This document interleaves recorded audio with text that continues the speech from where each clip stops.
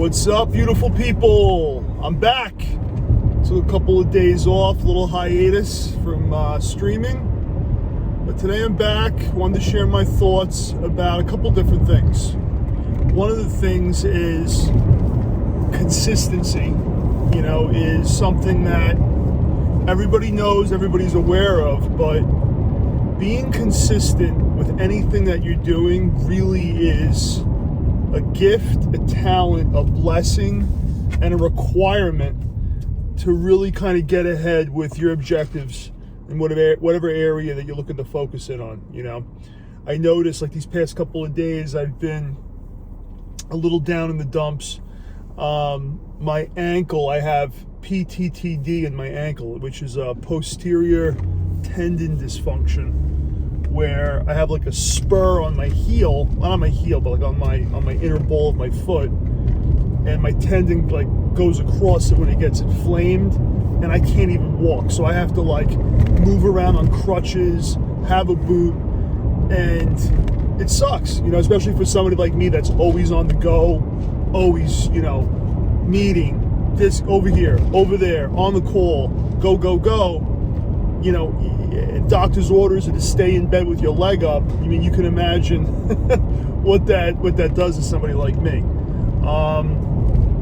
So going back to the whole consistency thing, like, being off the web and then realizing that, I've been consistently on every day, and now it's been like, 3 days, whatever, I haven't recorded, makes you think, like, it isn't easy. It isn't easy to be consistent, but, if you fall off, just get back on fast. Like today, I'm back on recording. I'm going to be doing some other videos and stuff for my other, social media handles. And the key thing is to just, if you fall off, get back up, right?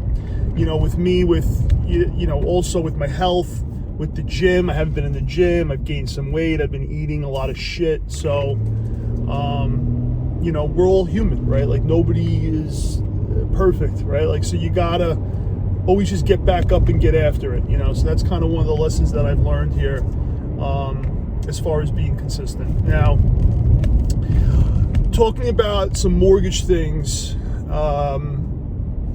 like yesterday, and if this goes hand in hand, when you're not on your A game, you have a tendency to kind of make mistakes, not just in one area, but you can kind of make mistakes in a bunch of different areas. But, I do a lot of business in the Latino community, right? So if you're in the industry, if you're an agent, you're a lender, even if you are a borrower who understands the culture, it's not as straightforward, right, as other cultures and other demographics. There's a lot of moving parts, right? And when you ask for a list of things, seldom do you get everything back. So really being on top of the protocol with these kinds of loans and borrowers, having a checklist, like my colleague put it, is vital, right? And even me, somebody who's been doing this for so many years, and seldom do I, make mistakes these days, and my team, seldom they make mistakes. Every now and again, if something's not done accurately, things can fall through the cracks, right? And if you are not on top of it, it could be a deal killer, it could be a deal maker.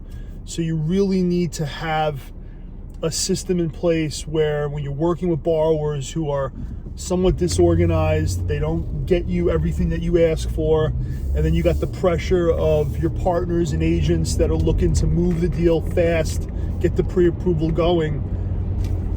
There's a lot there, right? There's a lot there. So you got to be really careful, because at the end of the day, the only person's fault in the situation is it's me, right? Because I wrote the pre-approval and I put the clients out on the streets. So yesterday, it was brought to my attention that, not a lot of lenders like the work permit scenarios, the work visas, right? With the EAD cards with a lot of these Latino buyers.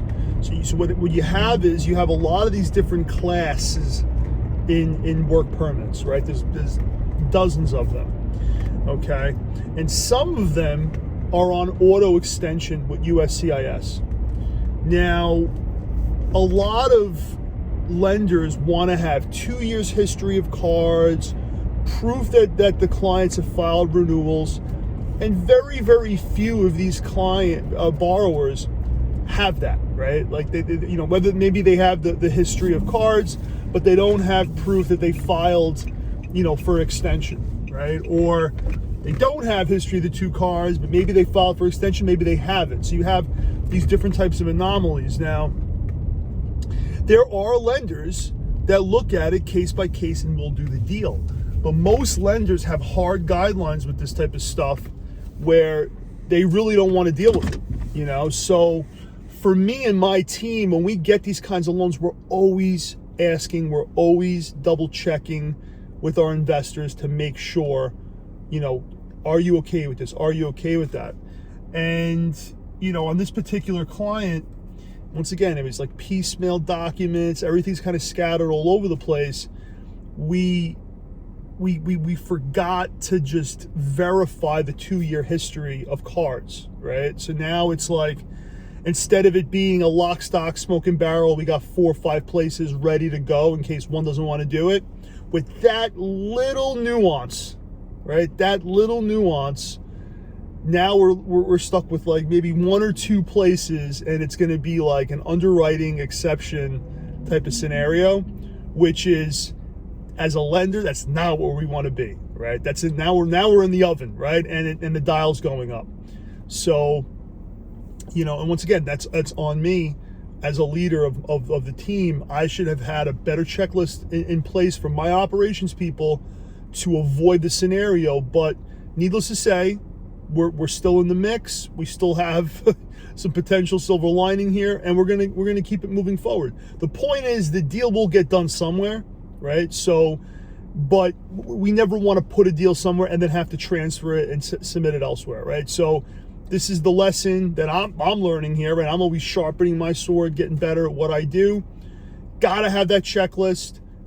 Gotta have that checklist to make sure things are 100% ironclad and nothing iffy, nothing 50-50 where it may go here, may go there, and we got to try to find another home, God forbid. Never want to be in that situation as a lender for my clients. Learning as I'm going here too, but we keep it moving, and that's it. Today's a new day, bright and early, and filled with opportunity. So hope everybody kicks some ass, and I'll see you guys in the next video. Back at it, man. Take care. Bye.